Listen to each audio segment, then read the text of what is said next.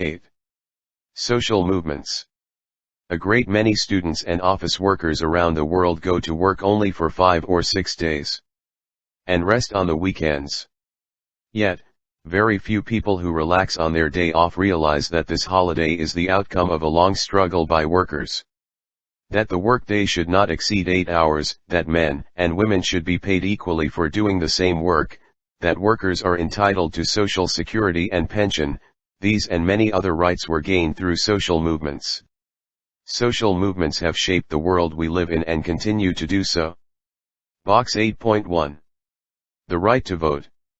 Universal adult franchise, or the right of every adult to vote, is one of the foremost rights guaranteed by the Indian Constitution. It means that we cannot be governed by anyone other than the people we have ourselves elected to represent us.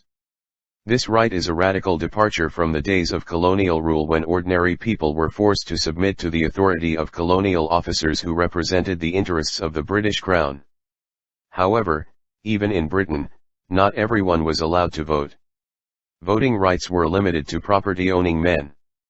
Chartism was a social movement for parliamentary representation in England. In 1839, more than 1.25 million people signed the People's Charter asking for universal male suffrage, voting by ballot, and the right to stand for elections without owning property.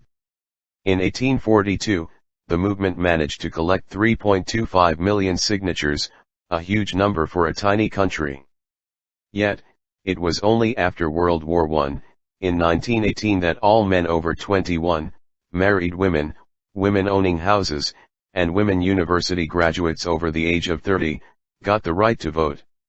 When the suffragettes, women activists, took up the cause of all adult women's right to vote, they were bitterly opposed and their movement violently crushed. Activity 8.1. Compare your life with your grandmother. How is it different from yours? What are the rights you take for granted in your life and which she did not have? Discuss. We often assume that the rights we enjoy just happen to exist. It is important to recall the struggles of the past, which made these rights possible. You have read about the 19th century social reform movements, of the struggles against caste and gender discrimination and of the nationalist movement in India that brought us independence from colonial rule in 1947. You are familiar also with the many nationalist movements around the world in Asia and Africa and Americas that put an end to colonial rule. The socialist movements world over, the civil rights movement in the United States in the 1950s and 1960s that fought for equal rights for blacks, the anti-apartheid struggle in South Africa have all changed the world in fundamental ways. Social movements not only change societies, they also inspire other social movements. You saw in Chapter 3 how the Indian national movement shaped the making of the Indian Constitution, and how in turn the Indian Constitution played a major role in bringing about social change. Activity 8.2. Try and think of any example that will show you how society is changed by social movements and also how a social movement can lead to other social movements. 8.1 Features of a social movement. People may damage a bus and attack its driver when the bus has run over a child. This is an isolated incident of protest. Since it flares up and dies down, it is not a social movement. A social movement requires sustained collective action over time. Such action is often directed against the state and takes the form of demanding changes in state policy or practice. Spontaneous, disorganized protest cannot be called a social movement either. Collective action must be marked by some degree of organization. This organization may include a leadership and a structure that defines how members relate to each other, make decisions and carry them out.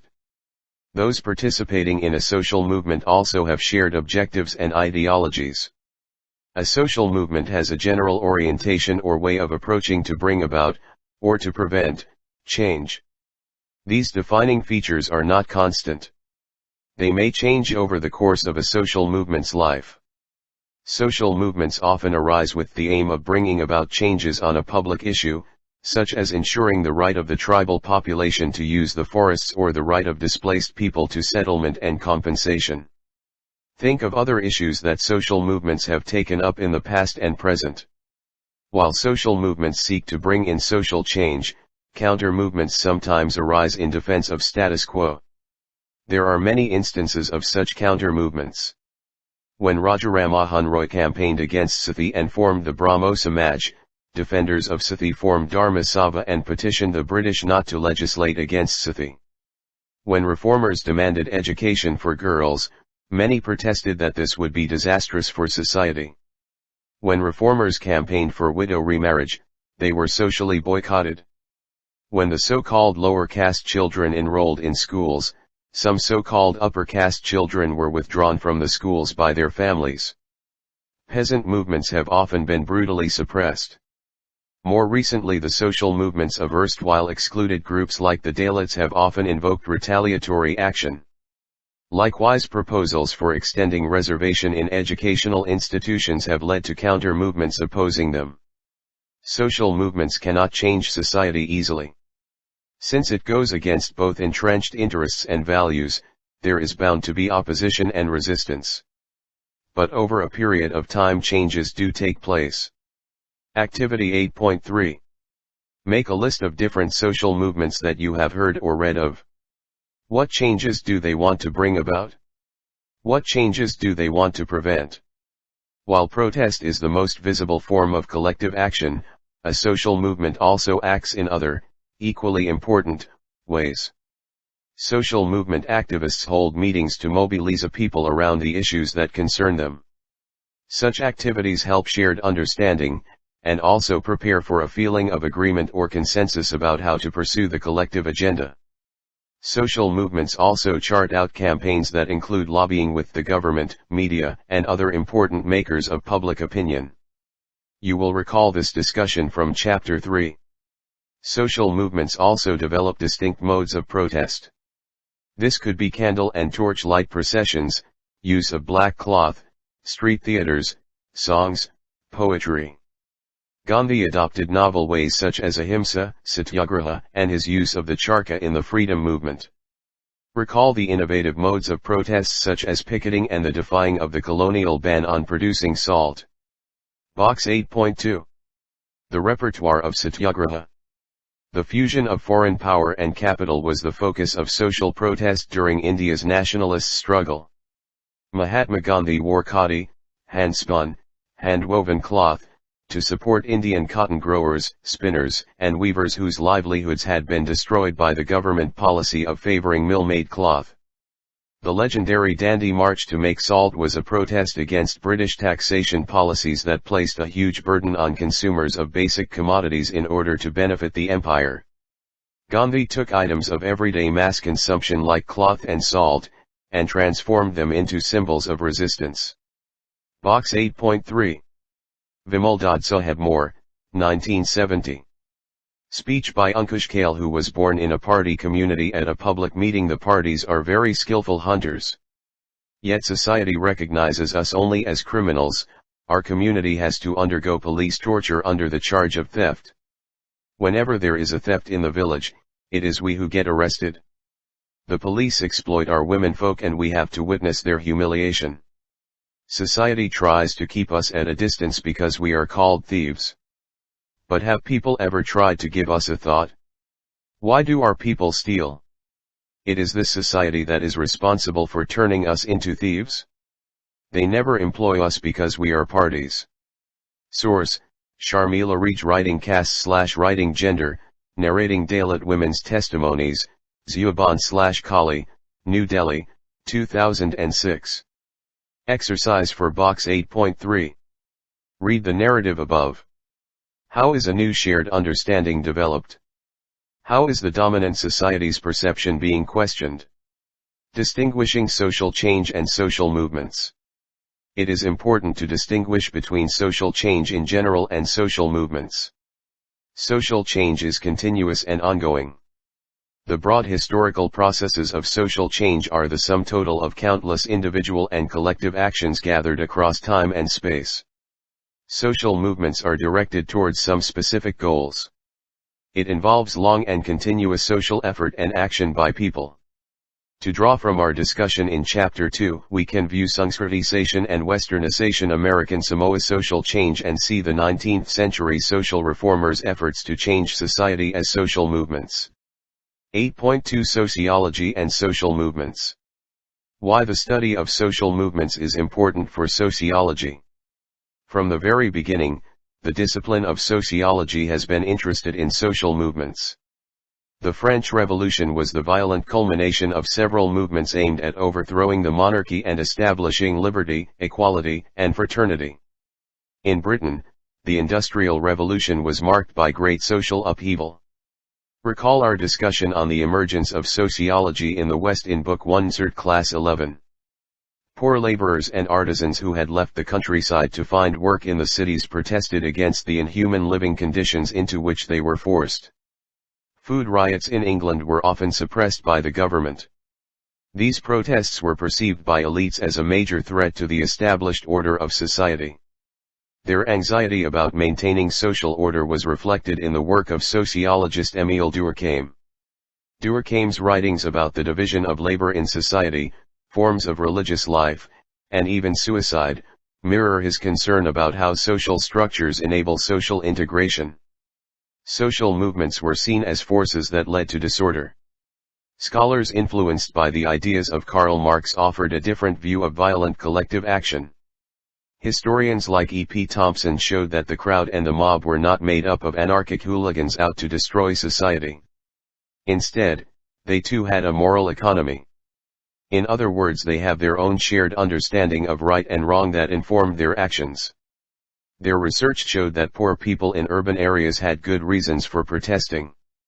They often resorted to public protest because they had no other way of expressing their anger and resentment against deprivation. Theories of social movements. According to the theory of relative deprivation, social conflict arises when a social group feels that it is worse off than others around it. Such conflict is likely to result in successful collective protest. This theory emphasizes the role of psychological factors such as resentment and rage in inciting social movements. The limitations of this theory are that while perceptions of deprivation may be a necessary condition for collective action, they are not a sufficient reason in themselves. All instances where people feel relatively deprived do not result in social movements. Can you think of any example where people do feel deprived but do not start or join a social movement to redress their grievance? To mobilize collectively in a sustained and organized manner, grievances have to be discussed and analyzed in order to arrive at a shared ideology and strategy. That is, there is no automatic causal relationship between relative deprivation and collective action. There are other factors such as leadership and organization that are equally important. Mancur Alson's book The Logic of Collective Action argues that a social movement is an aggregation of rational individual actors pursuing their self-interest. A person will join a social movement only if he will gain something from it. He will participate only if the risks are less than the gains. Alson's theory is based on the notion of the rational, utility-maximizing individual. Do you think people always calculate individual costs and benefits before undertaking any action? Activity 8.4. Think of any social movement. You can take the case of the Indian freedom movement, any tribal movement, any anti-racist movement and discuss whether people join them by thinking of the pros and cons of joining it, of calculating rationally what they would gain individually. McCarthy and Zald's proposed resource mobilization theory rejected Alson's assumption that social movements are made up of individuals pursuing their self-interest. Instead, they argued that a social movement's success depends on its ability to mobilize resources or means of different sorts. If a movement can muster resources such as leadership, organizational capacity, and communication facilities, and can use them within the available political opportunity structure, it is more likely to be effective. Critics argue that a social movement is not limited by existing resources. It can create resources such as new symbols and identities. As numerous poor people's movements show, scarcity of resources need not be a constraint. Even with an initial limited material resources and organizational base, a movement can generate resources through the process of struggle. Think of examples from both the past and the contemporary period. Social conflict does not automatically lead to collective action. For such action to take place, a group must consciously think or identify themselves as oppressed beings. There has to be an organization, leadership, and a clear ideology. Often, however, social protest does not follow on these lines. People may have a clear idea of how they are exploited, but they are often unable to challenge this through overt political mobilization and protest. In his book Weapons of the Weak, James Scott analyzed the lives of peasants and laborers in Malaysia. Protest against injustice took the form of small acts such as being deliberately slow. These kinds of acts have been defined as everyday acts of resistance. Box 8.4. Studies on poor women in South Asia has shown that often they are forced to Box 8.4 give their small savings to their husbands who demanded for their drinks. They then devised a way out by hiding their money in two places. When they were forced to give up their hard-earned saving, they gave the money from one of the hiding places, and thereby ensured the safety of the other saving. Exercise for Box 8.4. Is this an act of resistance or a survival strategy, a coping mechanism? Discuss. 8.3 Types of social movements. One way of classifying: reformist, redemptive, revolutionary. There are different kinds of social movements. They can be classified as I. Redemptive or transformatory, 2. Reformist, and 3. Revolutionary. A redemptive social movement aims to bring about a change in the personal consciousness and actions of its individual members. For instance, people in the Ezhava community in Kerala were led by Narayana Guru to change their social practices. Reformist social movements strive to change the existing social and political arrangements through gradual, incremental steps. The 1960s movement for the reorganization of Indian states on the basis of language and the recent Right to Information campaign are examples of reformist movements. Revolutionary social movements attempt to radically transform social relations, often by capturing state power. The Bolshevik Revolution in Russia that deposed the Tsar to create a communist state, and the Naxalite movement in India that seeks to remove oppressive landlords and state officials can be described as revolutionary movements. As you might discover when you try to classify a social movement in terms of this typology, most movements have a mix of redemptive, reformist and revolutionary elements. Or the orientation of a social movement may shift over time such that it starts off with, say, revolutionary objectives and becomes reformist. A movement may start from a phase of mass mobilization and collective protest to become more institutionalist. Social scientists who study the life cycles of social movements call this a move towards social movement organizations. Activity 8.5. Find out about social movements such as the Telangana struggle, the Tabhaga movement, the Swadhyaya Parivar movement, the Santhal Hul, the Ulgulan led by Birsa Munda, the campaign against dowry deaths, the movement to allow Dalits to enter temples, the movement for separate statehood for Uttaranchal and Jharkhand, the movement for widow remarriage in Bengal and Maharashtra, and others. Any other social movement you have read about? Can you classify these social movements in terms of the categories given above?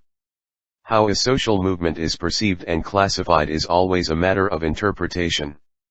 It differs from one section to another. For instance, what was a mutiny or rebellion for British colonial rulers in 1857 was the first war of independence for Indian nationalists. A mutiny is an act of defiance against legitimate authority, i.e., the British rule. A struggle for independence is a challenge to the very legitimacy of British rule. This shows how people attach different meanings to social movements. Another way of classifying, old and new. For much of the 20th century, social movements were class-based, such as working class movements and peasant movements or anti-colonial movements. While anti-colonial movements united entire people into national liberation struggles, class-based movements united classes to fight for their rights. The most far-reaching social movements of the last century thus have been class-based or based on national liberation struggles. You have read in your history books about the workers' movements in Europe that gave rise to the international communist movement. Besides bringing about the formation of communist and socialist states across the world, most notably in the Soviet Union, China, and Cuba, these movements also led to the reform of capitalism. The creation of welfare states that protected workers' rights and offered universal education, healthcare, and social security in the capitalist nations of Western Europe was partly due to political pressure created by the communist and socialist movements. The movement against colonialism has been as influential as the movement against capitalism. Since capitalism and colonialism have usually been interlinked through forms of imperialism, social movements have simultaneously targeted both these forms of exploitation. That is, nationalist movements have mobilized against rule by a foreign power as well as against the dominance of foreign capital. The decades after the Second World War witnessed the end of empire and the formation of new nation-states as a result of nationalist movements in India, Egypt, Indonesia, and many other countries. Since then, another wave of social movements occurred in the 1960s and early 1970s. This was the time of the war in Vietnam, where forces led by the United States of America were involved in a bloody conflict in the former French colony against communist guerrillas. In Europe, Paris was the nucleus of a vibrant students' movement that joined workers' parties in a series of strikes protesting against the war. Across the Atlantic, the United States of America was experiencing a surge of social protest. The civil rights movement led by Martin Luther King had been followed by the Black Power movement led by Malcolm X. The anti-war movement was joined by tens of thousands of students who were being compulsorily drafted by the government to go and fight in Vietnam. The women's movement and the environmental movement also gained strength during this time of social ferment. It was difficult to classify the members of these so-called new social movements as belonging to the same class or even nation. Rather than a shared class identity, participants felt that they shared identities as students, women, blacks, or environmentalists. How are the old social movements, often based on class-related issues like the trade union or peasant movements, different from the new social movements like the environmental or women or tribal movements? You are already familiar with the many instances of trade union movements and workers' struggles in Chapter 5. Distinguishing the new social movement from the old social movements. We have already seen that the historical contexts were different. That was a period when nationalist movements were overthrowing colonial powers. And working class movements in the capitalist West were wresting better wages, better living conditions, social security, free schooling, and health security from the state. That was also a period when socialist movements were establishing new kinds of states and societies. The old social movements clearly saw reorganization of power relations as a central goal. The old social movements functioned within the frame of political parties. The Indian National Congress led the Indian National Movement. The Communist Party of China led the Chinese Revolution. Today some believe that old class-based political action led by trade unions and workers' parties is on the decline. Others argued that in the affluent West with its welfare state, issues of class-based exploitation and inequality were no longer central concerns. So the new social movements were not about changing the distribution of power in society but about quality of life issues such as having a clean environment. In the old social movements, the role of political parties was central. Political scientist Rajni Kothari attributes the surge of social movements in India in the 1970s to people's growing dissatisfaction with parliamentary democracy. Kothari argues that the institutions of the state have been captured by elites. Due to this, electoral representation by political parties is no longer an effective way for the poor to get their voices heard. People left out by the formal political system join social movements or non-party political formations in order to put pressure on the state from outside. Today, the broader term of civil society is used to refer to both old social movements represented by political parties and trade unions, and to new non-governmental organizations, women's groups, environmental groups, and tribal activists. As you read about the various dimensions of social change in India, you would have been struck by the fact that globalization has been reshaping people's lives in industry and agriculture, culture, and media. Often firms are transnational. Often legal arrangements that are binding are international, such as the regulations of the World Trade Organization, WTO. Environmental and health risks, fears of nuclear warfare are global in nature. Not surprisingly, therefore, many of the new social movements are international in scope. What is significant, however, is that the old and new movements are working together in new alliances such as the World Social Forum that have been raising awareness about the hazards of globalization. Can we apply the distinction between old and new social movements in the Indian context? India has experienced a whole array of social movements involving women, peasants, Dalits, Adivasis, and others. Can these movements be understood as new social movements? Gail Umvit in her book Reinventing Revolution points out that concerns about social inequality and the unequal distribution of resources continue to be important elements in these movements. Peasant movements have mobilized for better prices for their produce and protested against the removal of agricultural subsidies. Dalit laborers have acted collectively to ensure that they are not exploited by upper caste landowners and money lenders. The women's movement has worked on issues of gender discrimination in diverse spheres like the workplace and within the family. At the same time, these new social movements are not just about old issues of economic inequality. Nor are they organized along class lines alone. Identity politics, cultural anxieties, and aspirations are essential elements in creating social movements and occur in ways that are difficult to trace to class-based inequality. Often, these social movements unite participants across class boundaries. For instance, the women's movement includes urban, middle-class feminists as well as poor peasant women. The regional movements for separate statehood bring together different groups of people who do not share homogeneous class identities. In a social movement, questions of social inequality can occur alongside other, equally important, issues. This will be clear when we discuss the Chipko movement later. 8.4 Ecological Movements. For much of the modern period, the greatest emphasis has been laid on development.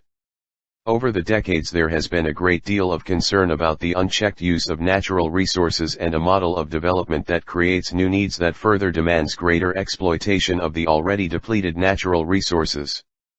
This model of development has also been critiqued for assuming that all sections of people will be beneficiaries of development. Thus big dams displace people from their homes and sources of livelihood. Industries displace agriculturalists from their homes and livelihood. The impact of industrial pollution is yet another story.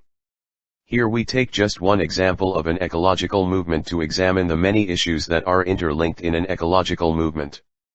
Activity 8.6. Find out some instances of environmental pollution from your region. Discuss. You can also have a poster exhibition of all your findings. Chipko activists gather on World Environment Day at Sakhalina in 1986. The Chipko movement, an example of the ecological movement, in the Himalayan foothills is a good example of such intermingled interests and ideologies.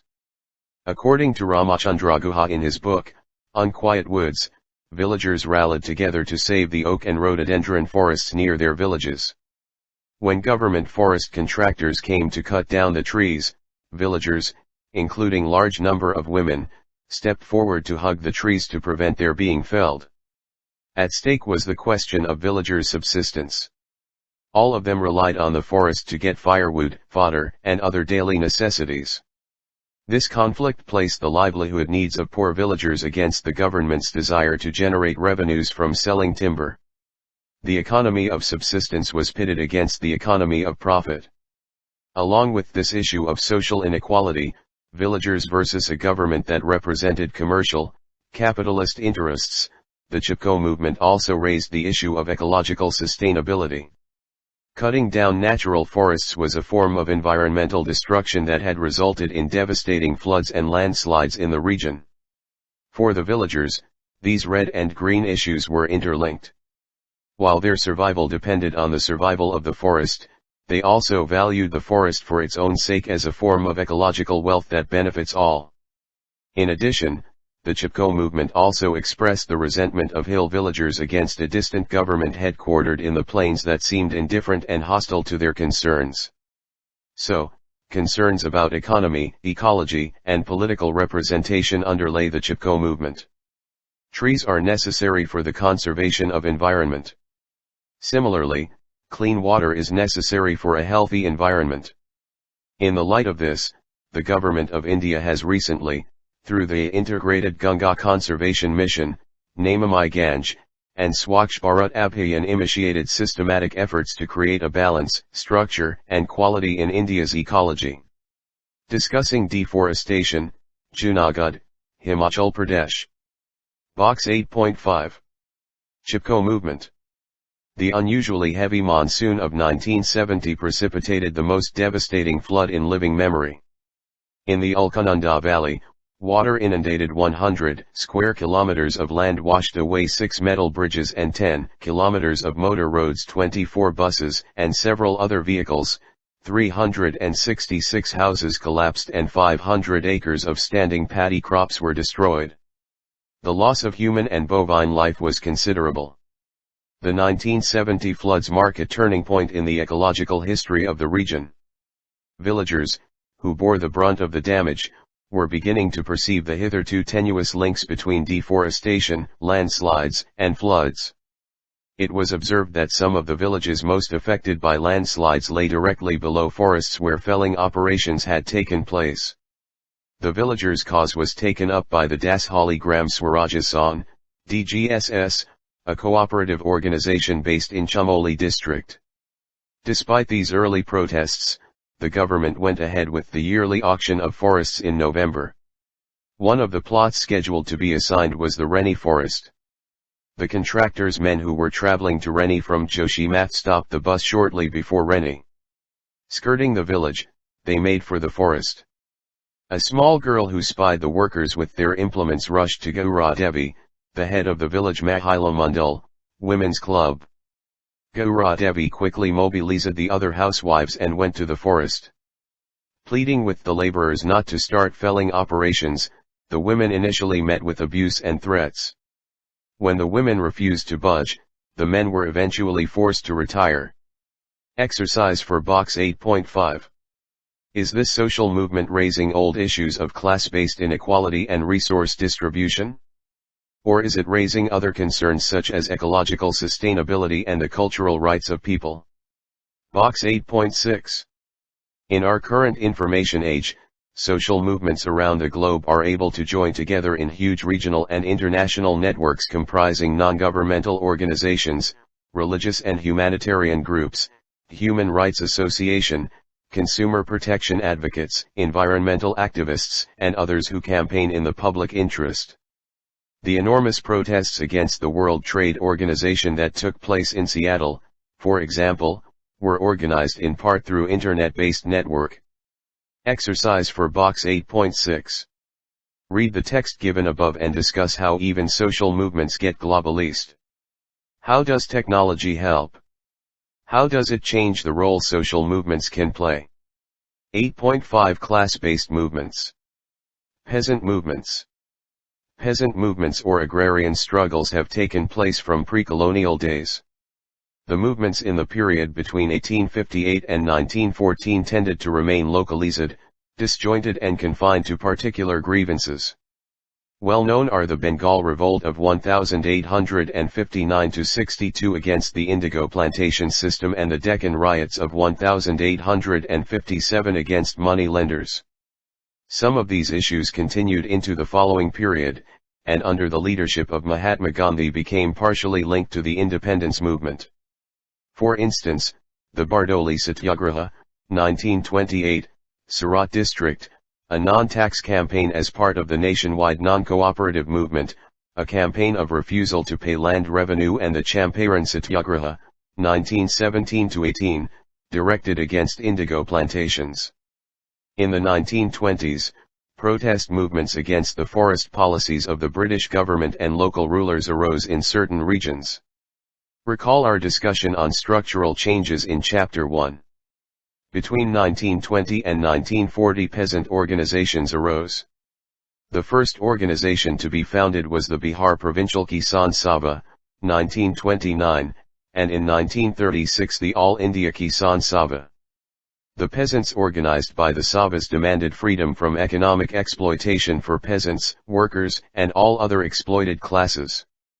At the time of independence we had the two most classical cases of peasant movements, namely the Tabhaga movement, 1946-7, and the Telangana movement, 1946-51. The first was a struggle of sharecroppers in Bengal in North Bihar for 2/3 share of their produce instead of the customary half. It had the support of the Kisan Sabha and the Communist Party of India, CPI.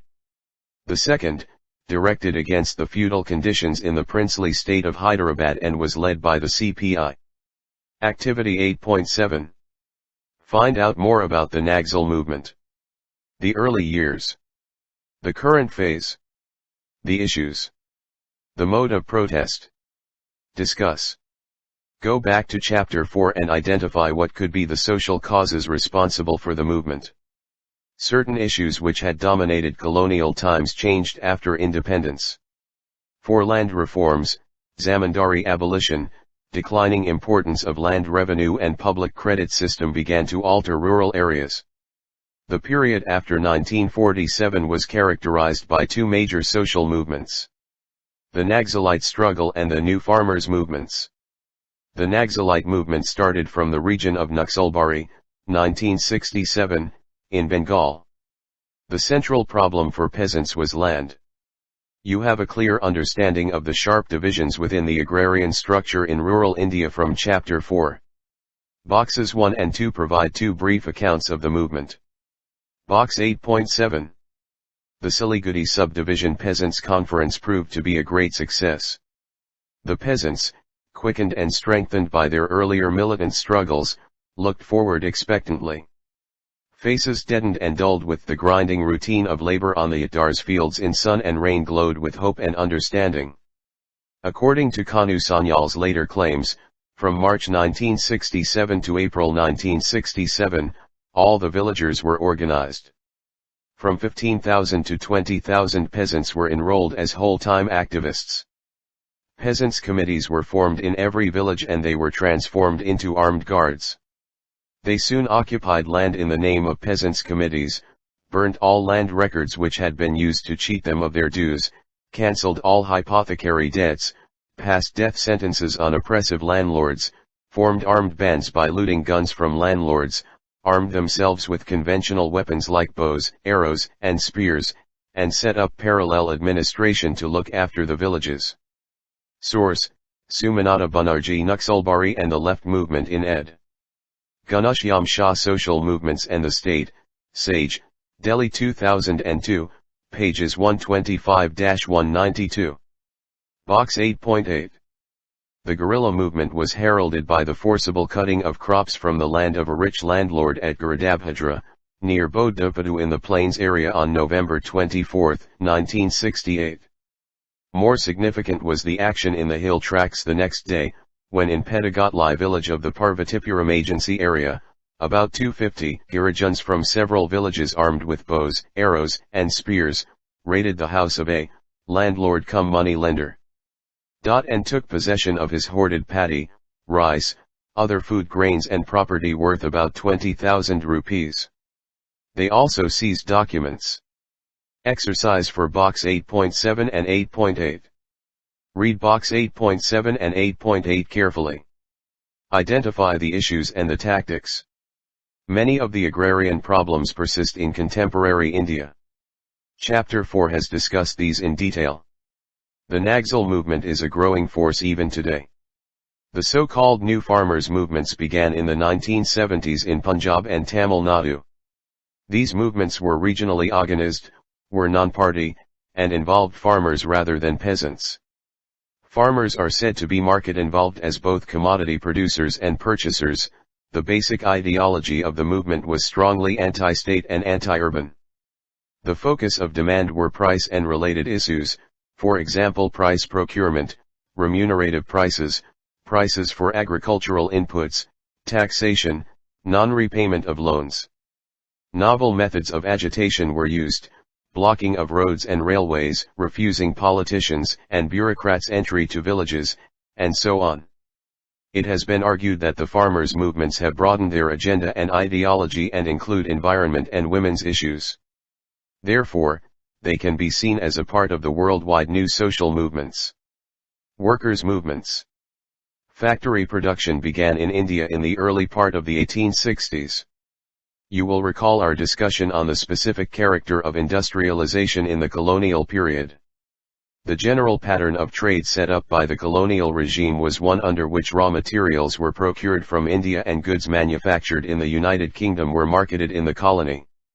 These factories were, thus established in the port towns of Calcutta, Kolkata, and Bombay, Mumbai. Later factories were also set up in Madras, Chennai. Tea plantations in Assam were established as early as 1839. In the early stages of colonialism, labor was very cheap as the colonial government did not regulate either wages or working conditions. You will remember the manner in which the colonial government ensured supply of labor in the tea plantations, Chapter 1. Though trade unions emerged later, workers did protest. Their actions then were, however, more spontaneous than sustained. Some of the nationalist leaders also drew in the workers into the anti-colonial movement. The war led to the expansion of industries in the country, but it also brought a great deal of misery to the poor. There were food shortage and sharp increase in prices. There were waves of strikes in the textile mills in Bombay. In September and October 1917 there were around 30 recorded strikes. Jute workers in Calcutta struck work. In Madras, the workers of Buckingham and Carnatic mills, Binnies, struck work for increased wages. Textile workers in Ahmedabad struck work for increase in wages by 50%. Bhumik 2004. The first trade union was established in April 1918 in Madras by B.P. Wadia, a social worker and member of the Theosophical Society. During the same year, Mahatma Gandhi founded the Textile Labour Association, TLA. In 1920 the All India Trade Union Congress, ATUC, was formed in Bombay. The ATUC was a broad-based organization involving diverse ideologies. The main ideological groups were the Communists led by S.A. Dange and M.N. Roy, the Moderates led by M. Joshi and V.V. Giri, and the Nationalists, which involved people like Lala Lajpat Rai and Jawaharlal Nehru. The formation of the ATUC made the colonial government more cautious in dealing with labor. It attempted to grant workers some concessions in order to contain unrest. In 1922 the government passed the Fourth Factories Act, which reduced the working day to 10 hours. And in 1926, the Trade Unions Act was passed, which provided for registration of trade unions and proposed some regulations. By the mid-1920s, the ATUC had nearly 200 unions affiliated to it, and its membership stood at around 250,000. Top, Bombay Textile Workers Strike 1981–82. Right, women workers at a union demonstration, Airwell, Bihar 1987. During the last few years of British rule the Communists gained considerable control over the ATUC. The Indian National Congress chose to form another union called the Indian National Trade Union Congress, INTUC, in May 1947. The split in the ATUC in 1947 paved the way for further splits on the line of political parties. Apart from the working class movement being divided on the lines of political parties at the national level, regional parties too started to form their own unions from the late 1960s. In 1966–67 the economy suffered a major recession which led to a decrease in production and consequently employment. There was a general unrest. In 1974 there was a major railway workers' strike. The confrontation between the state and trade unions became acute. During the emergency in 1975–77 the government curbed all trade union activities. This again was short-lived. The workers' movement was very much part of the wider struggle for civil liberties. Activity 8.8. Follow the news regularly and collect information on the issues that trade unions are taking up. Discuss in the context of globalization. In the contemporary context of globalization you have read about the changes affecting labor. The challenges before the trade unions are also of a new nature. You need to go back to chapter 5 and 6 to understand these. 8.6 Caste-based movements. The Dalit movement. The sun of self-respect has burst into flame. Let it burn up these castes. Smash, break, destroy these walls of hatred. Crush to smithereens this eons-old school of blindness. Rise, O people. Social movements of Dalits show a particular character.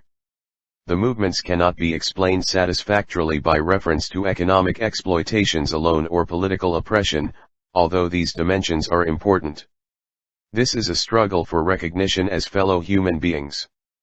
It is a struggle for self-confidence and a space for self-determination. It is a struggle for abolishment of stigmatization, that untouchability implied. It has been called a struggle to be touched. The word Dalit is commonly used in Marathi, Hindi, Gujarati and many other Indian languages, meaning the poor and oppressed persons. It was first used in the new context in Marathi by neo-Buddhist activists, the followers of Babasaheb Ambedkar in the early 1970s. It refers to those who have been broken, ground down by those above them in a deliberate way. There is, in the word itself, inherent denial of pollution, karma, and justified caste hierarchy. There has not been a single, unified Dalit movement in the country now or in the past. Different movements have highlighted different issues related to Dalits, around different ideologies. However, all of them assert a Dalit identity, though the meaning may not be identical or precise for everyone. Notwithstanding differences in the nature of Dalit movements and the meaning of identity, there has been a common quest for equality, self-dignity, and eradication of untouchability.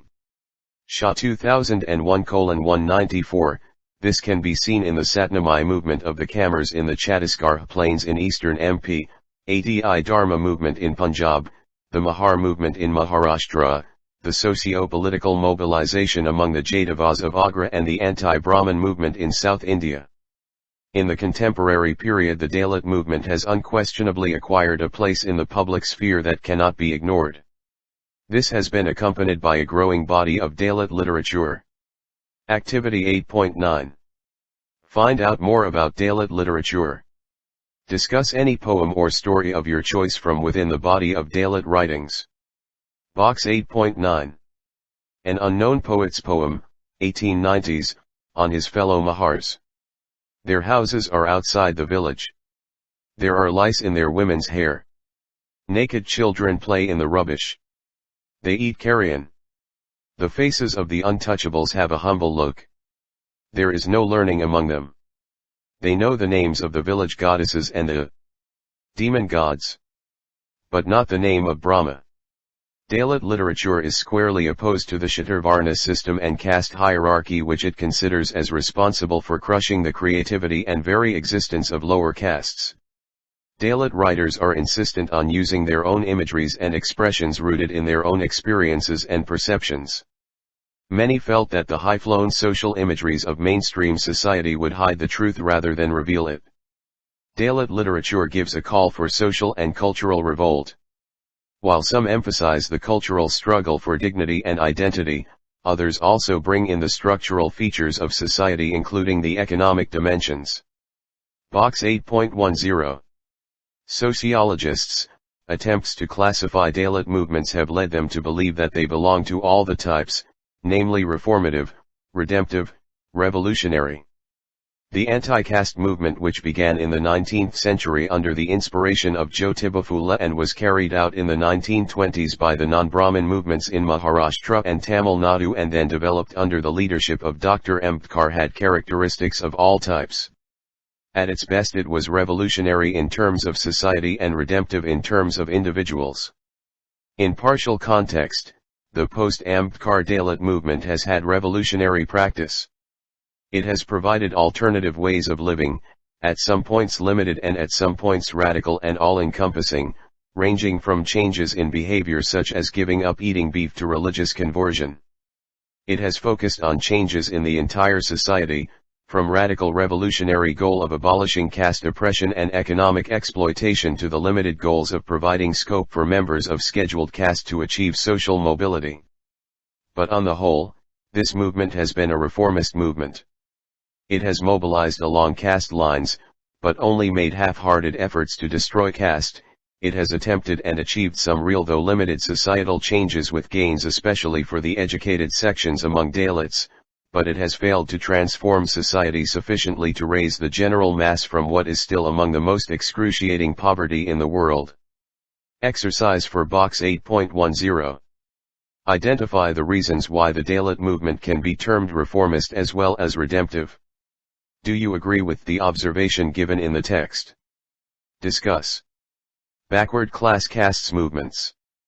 The emergence of backward castes/classes as political entities has occurred both in the colonial and post-colonial contexts. The colonial state often distributed patronage on the basis of caste. It made sense, therefore, for people to stay within their caste for social and political identity in institutional life. It also influenced similarly placed caste groups to unite themselves and to form what has been termed a horizontal stretch. Caste, thus, began to lose its ritual content and become more and more secularist for political mobilization. Recall the discussion on secularization in Chapter 2. Box 8.11. The following observations were made by G.B. Pant during a speech that moved the constitution of the Advisory Committee on Fundamental Rights, Minorities, etc. We have to take particular care of the depressed classes, the scheduled castes and the backward classes. We must do all we can to bring them up to the general level. The strength of the chain is measured by the weakest link of it, and so until every link is fully revitalized, we will not have a healthy body politic. Recent years have seen renewed debate about the state decision on reservation to this section. The term backward classes has been in use in different parts of the country since the late 19th century. It began to be used more widely in Madras Presidency since 1872, in the princely state of Mysore since 1918, and in Bombay Presidency since 1925. From the 1920s, a number of organizations united around the issue of caste sprang up in different parts of the country. These included the United Provinces Hindu Backward Classes League, All India Backward Classes Federation, All India Backward Classes League. In 1954, 88 organizations were counted working for the backward classes. The upper caste response.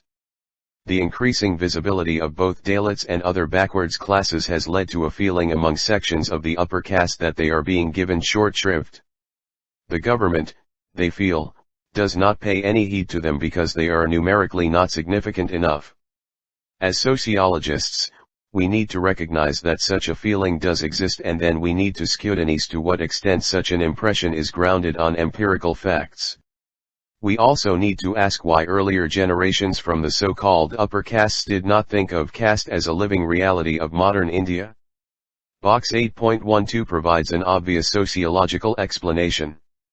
By and large, when compared to the situation prevailing before independence, the condition of all social groups, including the lowest caste and tribes, has improved today.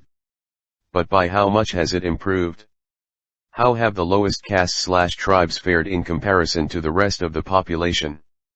It is true that in the early part of the 21st century, the variety of occupations and professions among all caste groups is much wider than it was today. However, this does not change the massive social reality that the overwhelming majority of those in the highest or most preferred occupations are from the upper castes, while the vast majority of those in the menial and despised occupations belong to the lowest castes. Issues of discrimination and exclusion have been discussed at some length in Book 1. Box 8.12. To the generations born in Nehruvian India, and specially to those who, like me, were brought up in traditionally upper caste but newly urban and newly professional middle-class environment, caste was an archaic concept. True, it would be brought out figuratively mothballs to preside over traditional rites of passage, especially marriage, but it seemed to have no active role in urban everyday life. It is mainly now after Mundell, so to speak, that we are beginning to understand why caste was almost invisible in urban middle-class contexts. The most important reason, of course, is that these contexts were overwhelmingly dominated by the upper castes. This homogeneity made caste drop below the threshold of social visibility. If almost everyone around is upper caste, caste identity is unlikely to be an issue, just as our identity as Indians may be relevant abroad but goes unnoticed in India. Deshpande 2003, 99. 8.7 The Tribal Movements. Struggles of the tribals continue. Different tribal groups spread across the country may share common issues, but the distinctions between them are equally significant. Many of the tribal movements have been largely located in the so-called tribal belt in Middle India, such as the Santhals, Hos, Oraons, Mundas in Chotan Nagpur and the Santhal Parganas. The region constitutes the main part of what has come to be called Jharkhand. We will not be able to go into any detailed account of the different movements. We take Jharkhand as an example of a tribal movement with a history that goes back 100 years. We also briefly touch on the specificity of the tribal movements in the northeast but fail to deal comprehensively the many differences that exist between one tribal movement and another within the region. Jharkhand.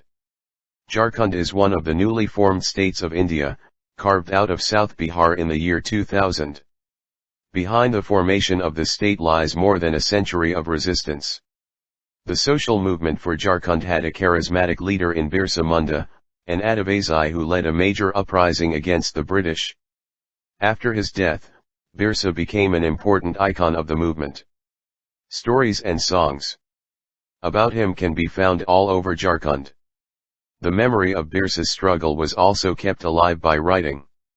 Christian missionaries working in South Bihar were responsible for spreading literacy in the area. Literate Adivasis began to research and write about their history and myths. They documented and disseminated information about tribal customs and cultural practices. This helped create a unified ethnic consciousness and a shared identity as Jharkhandis. Literate Adivasis were also in a position to get government jobs so that, over time, a middle-class Adivasi intellectual leadership emerged that formulated the demand for a separate state and lobbied for it in India and abroad.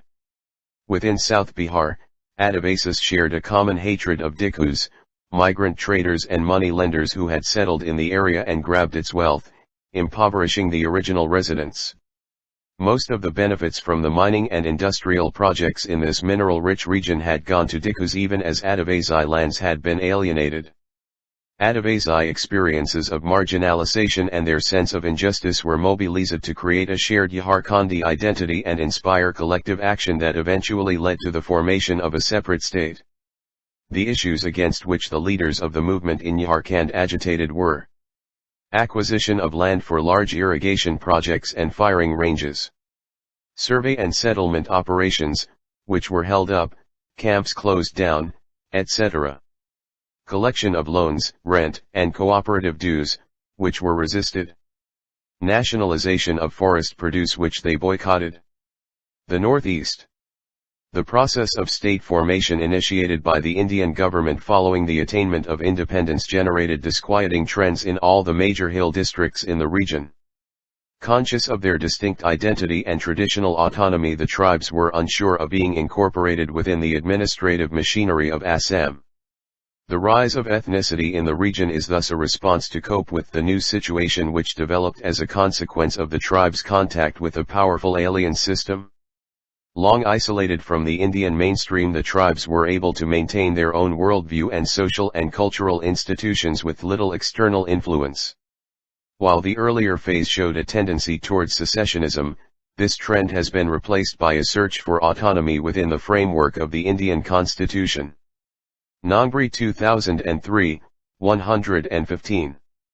One of the key issues that bind tribal movements from different parts of the country is the alienation of tribals from forest lands. In this sense, ecological issues are central to tribal movements. Just as cultural issues of identity and economic issues such as inequality are. This brings us back to the question about the blurring of old and new social movements in India. 8.8 The Women's Movement. The 19th century social reform movements and early women's organizations. In the North Cedar Hills, a woman named Guerilla became famous for her part in the civil disobedience movement. You are already familiar with the 19th century social reform movements that raised various issues concerning women. Chapter 2 had dealt with it, as did the earlier book. The early 20th century saw the growth of women's organizations at the national and the local level. The Women's India Association, WIA, 1917, All India Women's Conference, AIWC, 1926, National Council for Women in India, NCWI, 1925, are ready names that we can mention. While many of them began with a limited focus, their scope extended over time. For instance, the AIWC began with the idea that women's welfare and politics were mutually exclusive. Few years later, the presidential address stated, "Can the Indian man or woman be free if India be a slave? How can we remain dumb about national freedom, the very basis of all great reforms?" Chaudhary, 1993, 149. It can be argued that this period of activity did not constitute a social movement. It can be argued otherwise too. Let us recall some of the features that characterize social movements. It did have organizations, ideology, leadership, a shared understanding and the aim of bringing about changes on a public issue. What they succeeded together was to create an atmosphere where the women's question could not be ignored. Agrarian struggles and revolts. It is often assumed that only middle-class educated women are involved in social movements. Part of the struggle has been to remember the forgotten history of women's participation. Women participated along with men in struggles and revolts originating in tribal and rural areas in the colonial period. The Tabhaga movement in Bengal, the Telangana arms struggle from the erstwhile Nizam's rule, and the Warli tribals' revolt against bondage in Maharashtra are some examples. Post, 1947. An issue that is often raised is that if there was an active women's movement before 1947, whatever happened afterwards? One explanation has been that many of the women activists who were also involved in the nationalist movement got involved in the nation-building task. Others cite the trauma of partition responsible for the lull. In the mid-1970s, there was a renewal of the women's movement in India. Some call it the second phase of the Indian women's movement. While many of the concerns remain the same, that there were changes both in terms of organizational strategy, as well as ideologies. There was the growth of what is termed as the autonomous women's movements. The term autonomy referred to the fact that they were autonomous or independent from political parties, as distinct from those women's organizations that had links with political parties. It was felt that political parties tended to marginalize issues of women. Struggle against dowry. Apart from organizational changes, there were new issues that were focused upon. For instance, violence against women. Over the years, there have been numerous campaigns that have been taken up. You may have noticed that application for school forms have both fathers' and mothers' names. This was not always true. Likewise, important legal changes have taken place thanks to the campaign by the women's movement. Issues of land rights, employment have been fought alongside rights against sexual harassment and dowry. Shahjahan Begum aped with a photograph of her daughter, allegedly murdered for dowry. There has been a recognition too that while all women are in some way disadvantaged vis-a-vis men, all women do not suffer the same level or kind of discrimination. The concerns of the educated middle-class woman is different from the peasant woman, just as the concern of the Dalit woman is different from the upper caste woman. Let us take the example of violence. There has also been greater recognition that both men and women are constrained by the dominant gender identities. For instance, men in patriarchal societies feel they must be strong and successful. It is not manly to express oneself emotionally. A gender-just society would allow both men and women to be free. This of course rests on the idea that for true freedom to grow and develop, injustices of all kind have to end. The idea of gender-just society is based upon two important factors: educated women with multiple roles and improved sex ratio. The program of the Government of India, Bidi Bachao, Bidi Padhao Yojana, is an important effort in the actualization of a gender-just society. Box 8.13. In the face of widespread unemployment, ecological degradation, and rampant poverty, a new ferment of political action began in the country. In some cases, the struggles were launched from party fronts or from joint fronts of coalitions of parties. An example of the latter kind of action is provided by the anti-price rise movement of Mumbai and Gujarat in the late 60s. During the early 70s, in crisis-ridden Bihar, a massive upsurge of students supported Jayaprakash Narayan's call for a total revolution. A large number of questions about power structures was raised, which included many about women, questions about family, work, distribution, and family violence, unequal access to resources enjoyed by men and women, issues of male-female relationship, and women's sexuality. The 1970s also witnessed the emergence of the autonomous women's movement. During the mid-1970s, many educated women took to radical, active politics, and simultaneously promoted an analysis of women's issues. Groups of women came together in many cities. Among the incidents that played catalytic roles in crystallizing these meetings into organizational efforts were the Mathura rape case, 1978, and the Mayatyagi rape case, 1980. Both were cases of custodial rape by the police, and led to nationwide protest movements. Source: Alienation, Women's Politics in India in ed. Matrayi Chaudhary, Feminism in India, Women Unlimited/Kali, New Delhi, 2004, pages 187 to 210. Box 8.14. An analysis of the practices of violence against women by caste would reveal that while the incidence of dowry deaths and violent controls and regulations on the mobility and sexuality by the family are frequent among the dominant upper castes, Dalit women are more likely to face the collective and public threat of rape, sexual assault, and physical violence at the workplace and in public. Source: Sharmila Raj. Dalit Women Talk Differently, A Critique of Difference and Towards a Dalit Feminist Standpoint Position in Matrayi Chaudhary ed. Feminism in India, p.211-223, Women Unlimited/Kali, Delhi 2004.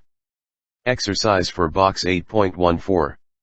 Think what other kinds of difference would exist between one section of women and another.